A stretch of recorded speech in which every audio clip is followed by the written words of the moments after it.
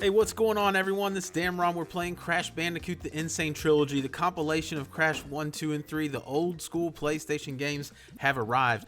Now we are on Sunset Vista. We're going through all the missions and getting the platinum relics as well as all the gems so you can get your 100% achievements or trophies in this game. You can see the platinum relics at 3 minutes, 41.85 seconds. That's a long level. This is a challenging level. So as always, I'm going to show you a platinum relic run, and then after that, I'll break it down for you and give you some tips to hopefully help you out.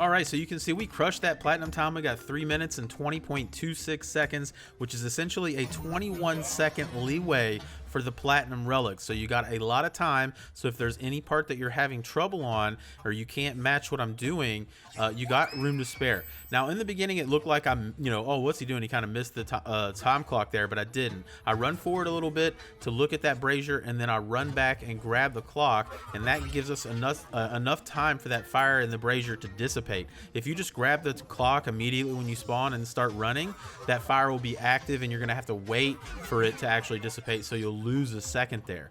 Also, you saw me let those 3 blocks just push me out.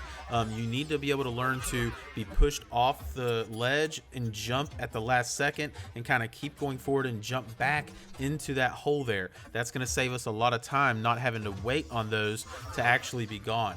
Right here, you can make these jumps just spin as you're going up so that you kill the bats instead of being hurt by them. So as long as you follow that strategy. So again, right here, you see me let the block push me off, but I just jump back to it. If you do that first section, you should be able to keep your momentum moving the whole time up until this point where we grab our 2 and 1 second box. And then we're gonna wait just for a second. There's no need to kind of rush and try to make that second jump. I do recommend waiting a little bit there until you have the easier rotation around to you. And then we're gonna just short jump up to this point. These right here move back and forth pretty quickly, but if you time it right, you should be able to get across with a small jump and then a large jump to get up here. This is another section. Once you get up here, you should be able to run through pretty quickly. It might push you off there at the very end, but these 3 boxes you should be due. We're gonna go good. We're gonna drop down into this hole, wait for the bats to pass because we can't go anyway. We have to wait for the brazier to dissipate, so we wait for that and then we go ahead and jump across. Let this little creature jump to this portion here so we can easily jump on him and continue running across. Again, another area where you're probably going to get pushed off by those blocks, but again, you'll need to master the ability to be pushed off and jump back onto the level to get the platinum relic on this level. Now we have an area of just kind of platforming.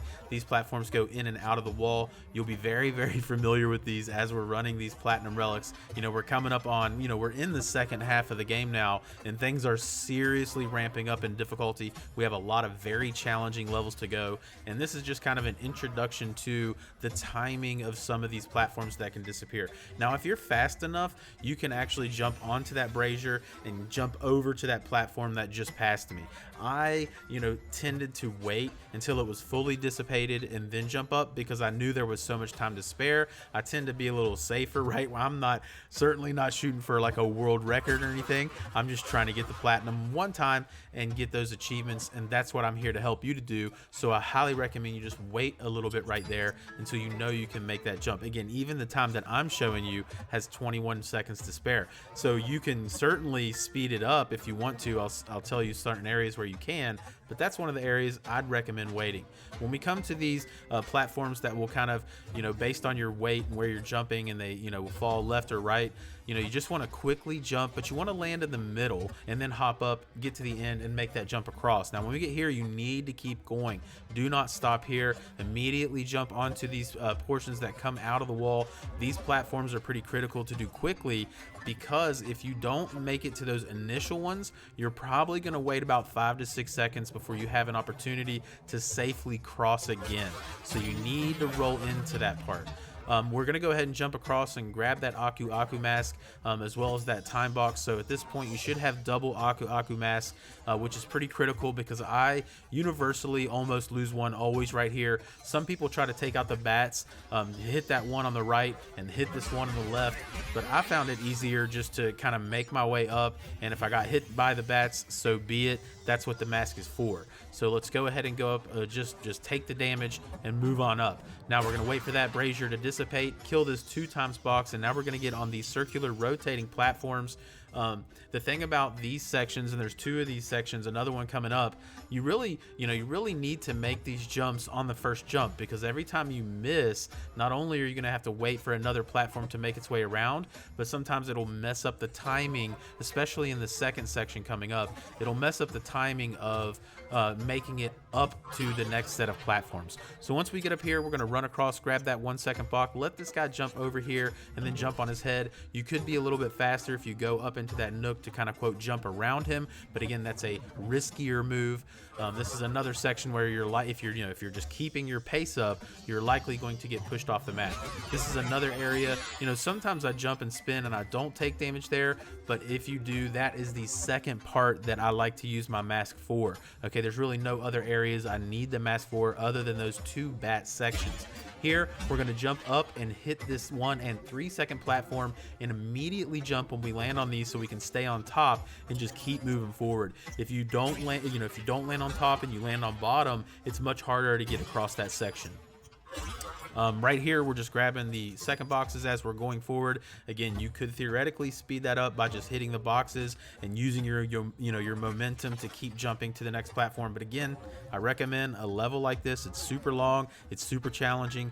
Take your time on those moments. Don't get frustrated trying to go too fast unless you just want to play this level for years. Right here, we're going to wait until that small moving platform comes out by itself without the top portion. Immediately jump to the platform here that's going to be going in a circular motion. And again, we're taking our time, just letting these rotate naturally. No reason to speed this up, but going across, the fire should dissipate pretty quickly. And then we're going to be coming up to the last kind of climbing section in this mission. So once you get here, just kind of be ready to take your time. Right here, I actually jump in front of that platform. So again, I probably lost a good second and a half, 2 seconds just from that fall. But we're going to continue to make our way. This part's pretty easy. It's the second section that gives some people the challenge, and that's the rotating platforms in the circular motion. Again, the thing that's going to trip you up is missing the first jump, because it'll throw off the timing of these. So we can do a little jump to get up onto this platform, and then we're going to come up here, and don't try to make this jump. You won't make it. Instead, wait for this one to be kind of far away, do a tall jump so you can make it high enough to land on that platform, and then you can do a small jump to this platform and another small jump to our final circular platform that is heading up the map. And then we're going to jump on these platforms here. We've got one more set of moving back and forth platforms to jump onto, and we'll be at the top and approaching the end of the level. So right here, your heart's probably beating a little bit. You're like, oh man, I might make it. If you hit this area of the map and you're under 3 minutes and 30 seconds right here, you'll make it. Okay, so now it's just simple platforming. We have one more enemy that we're going to dodge, jump to this third platform, and then go ahead and jump back just to be safe, and then we'll jump on his head. Again, this is the safe route. You could do it faster, but I'm keeping it safe. And then we're running to the final portal, and we're going to finish the mission at 3 minutes and 20 seconds, 0.26. So that is 21 seconds to spare. That is a very tough level. Okay, so now that we've done that, let's go ahead and show you the box run. In the box run, there are 90 total boxes. That's a lot of boxes. There's 2 bonus levels, and we're also going to get the key that's going to unlock the whole hog level by collecting all of the 3 Dr. Cortex tokens. So you can die in this. This is no special gem. And right here you can see I've already got the invincibility Aku mask. And as I've mentioned in previous videos and pretty much every video going forward, I highly recommend you do your relic runs before your box runs. And the reason I recommend that is because the relic runs are really going to make you familiar with the level, and you're also going to die a bunch. And basically this game determines what level of Aku mask you're going to start on based on how many times you've died on a particular level. So if you died a bunch of times on a particular level, you're going to start with a double Aku mask, as you saw here. So that way, every time I pick up a mask, I'm getting that invincibility bonus, and I can make my way through. So as of right now, you've seen all of the boxes pretty much are on our path. There hasn't been anything out of the path. But now we can certainly take our time and not do the speed run. So if you keep falling off right here, like I'm doing, we can just take our time. There's no rush here. So if you want to keep it trashy like I do, as always, do so. So we're going to make our way up this moving platform here. We're just kind of progressing on.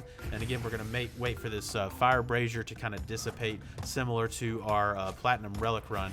And we're just going to make our way up here. There's not a ton of boxes in the base level. Most of the boxes in this mission are actually in the bonus levels. 90's a lot of boxes. Okay, the ones you're going to miss are in these alcoves right here.